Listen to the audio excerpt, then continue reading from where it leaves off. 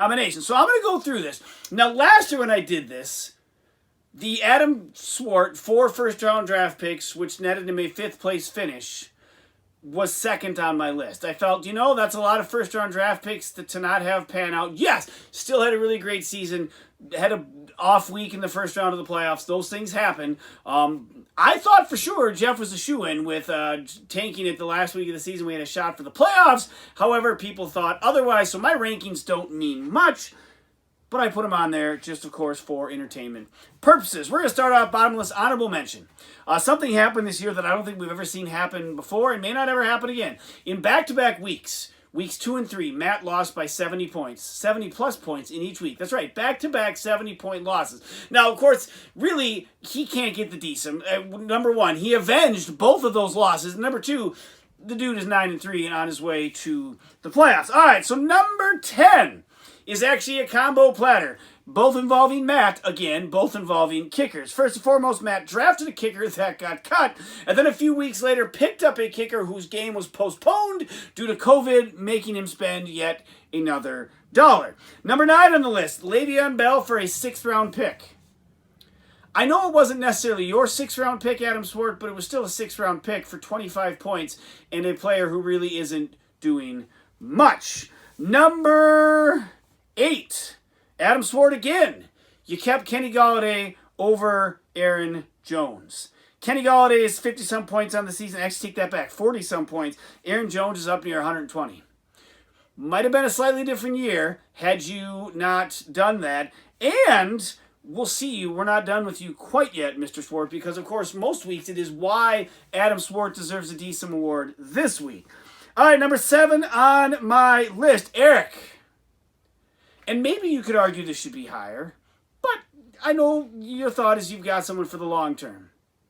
Clyde Edwards-Helaire, 1st overall pick, over Aaron Jones, over James Robinson, over, let's be clear, a pile of players who probably, maybe I'll have to, for next week, you know what, Eric? For your Christmas present for the holiday special, I'll figure out how many players you should have drafted over Clyde Edwards-Helaire. You come in at number 7.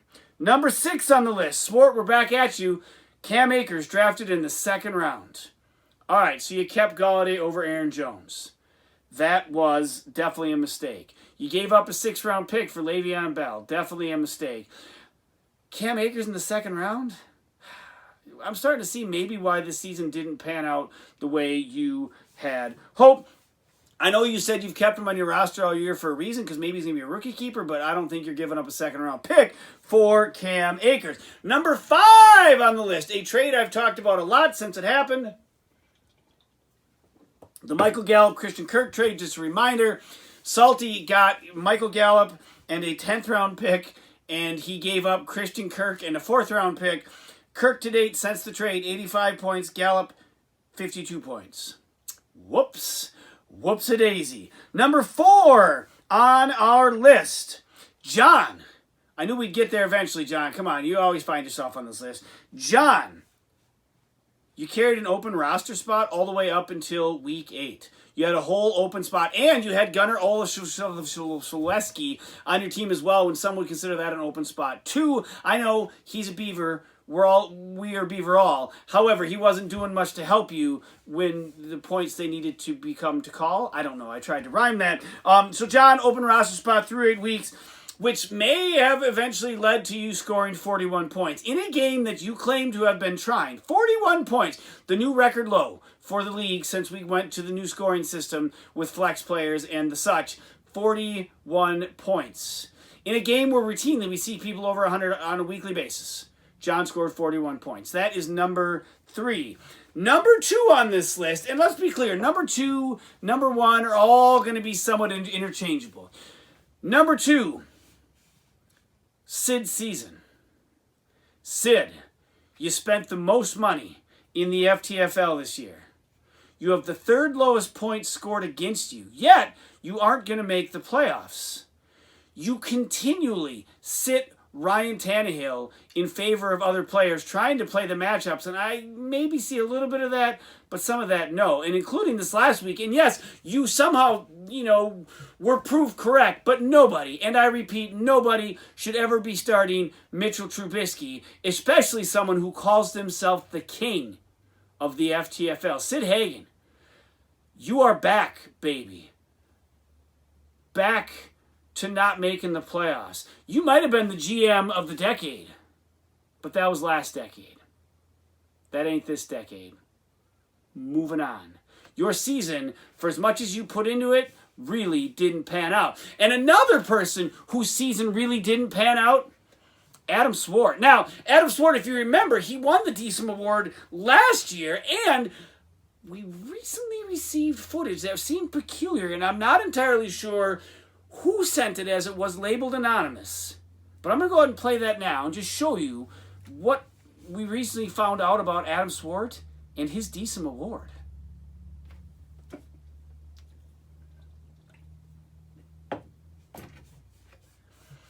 There you have it, folks. He's had it all along. It's been sitting in his yard. He is so proud of this award that did he hide it in the garage? No. Did he hide it somewhere in the basement? Nay, nay. He had it out where all the neighbors could see. Bravo, Adam Swart, for embracing all that is the Diesem. Adam, I listed off 3 separate things this year, from keeping Galladay to drafting Akers in the second, the Le'Veon Bell trade. Your team is 3-9. There's no way you're not on this list. There's no way. But none of that might matter. Now, I think Sid makes a really solid argument. But Andy, number 1, 2-10, tied, at least right now, with 1 week to go for the fewest wins in an FTFL season. It could happen. New owner of the worst season after a championship season. You had the highest grade coming out of the draft. You were the reigning, defending FTFL champion, and you completely let it. You can complain. Some guys got hurt. Some guys underperformed. We all have that. You have 2-10 and potentially a front-running position for your very first Diesem Award. All right, moving on now away from the Diesem Award. We'll see what